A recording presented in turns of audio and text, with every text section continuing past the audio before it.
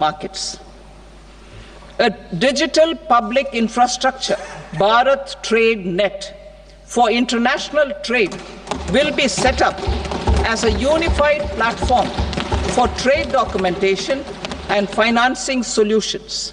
This will complement the Unified Logistics Interface platform. The BTN will be aligned with international practices. Support will be provided to develop domestic manufacturing capacities for our economy's integration with global supply chains. Sectors will be identified based on objective criteria. Facilitation groups with participation of senior officers and industry representatives will be formed for select products and supply chains. Through this, there are huge opportunities related to Industry 4.0, which needs high skills and talent. Our youth have both. Our government will support the domestic electronic equipment industry to leverage this opportunity for the benefit of our youth.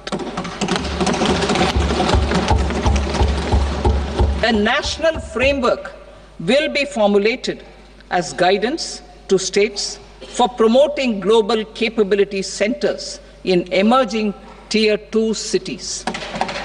This will suggest measures for enhancing availability of talent and infrastructure, building bylaw reforms, and mechanisms for collaboration with industry.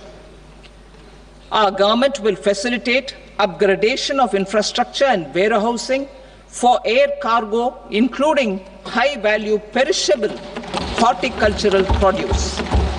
Cargo screening and customs protocol will be streamlined and made user-friendly. Reforms as the fuel. Over the past 10 years, our government has implemented several reforms for convenience of taxpayers, such as faceless assessment, 2, taxpayer charter, 3, faster returns, 4, almost 99% returns being on self-assessment, and 5, Vivad Se Vishwas scheme.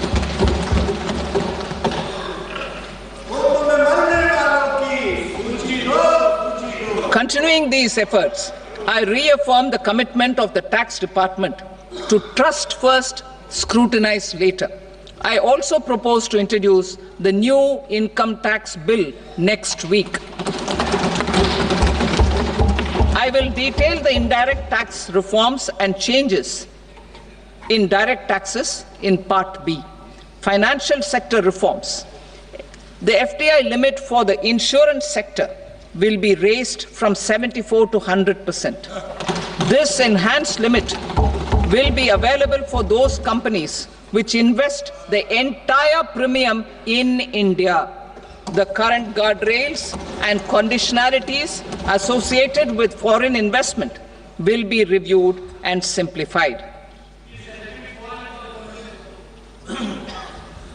The services of India Post Payment Bank will be deepened and expanded in rural areas. NABFID will set up a partial credit enhancement facility for corporate bonds for infrastructure. Public sector banks will develop Grameen Credit Score framework to serve the credit needs of SHG members and people in rural areas. A forum for regulatory coordination and development of pension products will be set up. To implement the earlier announcement on simplifying the KYC processes, the revamped Central KYC Registry will be rolled out in 2025. We will also implement a streamlined system for periodic updating. Requirements and procedures for speedy approval of company mergers will be rationalized. The scope for fast-track mergers will also be widened and the process made simpler. As proposed in the interim budget, we signed bilateral investment treaties with 2 countries in 2024 to encourage sustained foreign investment, and in the spirit of First Develop India, the current model BIT will be revamped and made more investor friendly.